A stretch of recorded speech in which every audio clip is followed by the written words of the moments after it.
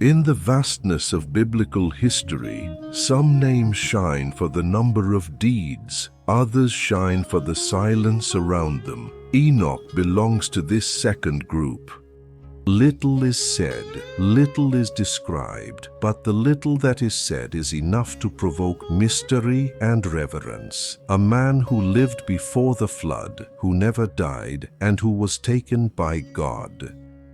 Who was Enoch, after all? Enoch appears in chapter 5 of Genesis.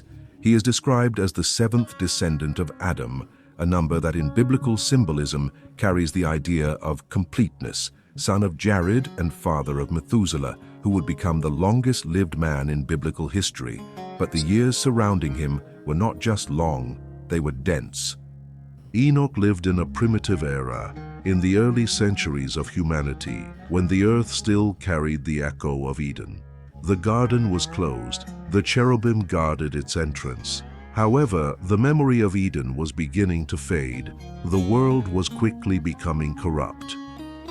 The lineage of Cain built cities, weapons, and fame. Men multiplied inventions, explored the earth, and sank into pride and violence. It was the beginning of a humanity learning to walk, but without God. It is in this setting that Enoch emerges. Among genealogies and descendants, among names that come and go, Enoch seems to follow a different path from the others. He does not appear as a warrior, city builder, or lawmaker. He is mentioned briefly but profoundly, just one sentence, but it carries centuries of meaning. Enoch walked with God. This statement stands in contrast to his generation. Around him, there was a world in decline, a world where violence began to spread, where the sons of men sought power, and where true faith became increasingly rare. The next chapter will tell us that the whole earth was filled with corruption, but before that was completed, God had already taken one man out of the scene, Enoch. He lived 365 years, a number that curiously corresponds to the days of a solar year, a complete cycle, a full, intense, symbolic life. Some see this as a sign. Enoch lived every day for God, from the first to the last, and even surrounded by a world that was moving away from the Creator, Enoch chose to walk with God. Amidst a humanity distracted by achievements, he cultivated communion. The Bible is clear. Enoch had a life in society. He had sons and daughters, shared meals. He saw his family grow. He saw the world around him develop. Men planting, hunting, erecting buildings, forming clans and alliances. He lived among human families like any of us. The text that mentions him does not say that Enoch only believed in God, does not say that he only prayed or that he was devout. The Bible chooses a rare, almost unique expression to describe him. Enoch walked with God, and that changes everything. This phrase appears very few times in the scriptures, and when it does, it is like an open window to a deep relationship, invisible to human eyes, but visible to the eyes of God. Walking with God is not just believing in Him. It is walking alongside. It is adjusting one's own pace to the pace of heaven. It is choosing a narrow path, even when everyone follows the wide road. It is trusting when you cannot see, obeying when you do not understand, and staying when everything around shakes. In a world that was already leaning towards violence and idolatry, Enoch was a silent contrast. While men sought fame, he sought communion. His faith was not of the temple, it was of the trail. It was not of ceremony, it was of journey. With each sunrise, a new step. With each season, a new stage. He lived on earth, but with his eyes on heaven. He had a family, but his heart was turned to God. He lived among men, but his soul walked with the eternal. And perhaps that is why he was taken from the earth in such a unique way, because he was already closer to God than to the world. The Bible does not record words spoken by Enoch directly, but the book of Jude, in the New Testament, gives us a clue. It is written there, "It was Enoch, the seventh after Adam, who prophesied, 'Behold, The Lord comes with thousands of his saints to judge all men. Outside the canonical Bible, there is an ancient writing called the Book of Enoch.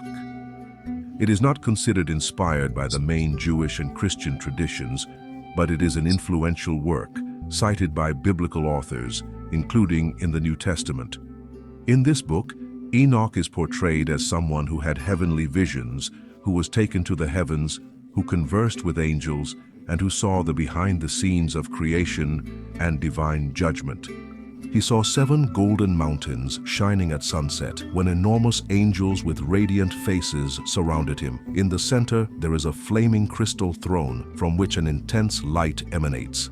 Lightning cuts through the sky and a powerful voice echoes like soft thunder. Enoch falls to his knees with eyes full of tears and admiration. For some scholars, this text is merely symbolic. For others, it may contain fragments of ancient revelations. The fact is, the name of Enoch has remained alive for millennia, fueling traditions, faith, and imagination. After living 365 years, a short life for his time, when many surpassed 800 or even 900 years, the Bible records an enigmatic phrase that spans centuries without complete explanation. And Enoch walked with God, and he was not, for God took him. Genesis chapter 5, verse 24.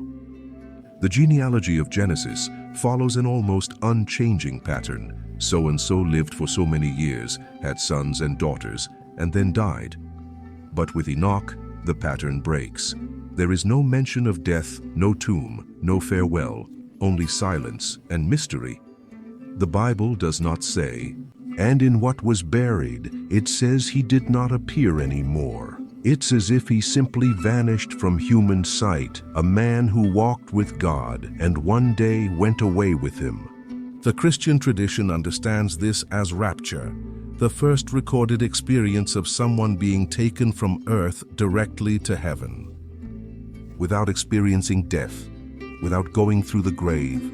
And thus, before Moses, David, Elijah, before the law, before the temple, before the prophets, God was already showing what he truly desires: communion, not just belief, not just obedience, but closeness. The story of Enoch is a reminder that true greatness is not in applause, nor in achievements that shine in human eyes, but in what only God sees: a heart that walks with him day after day.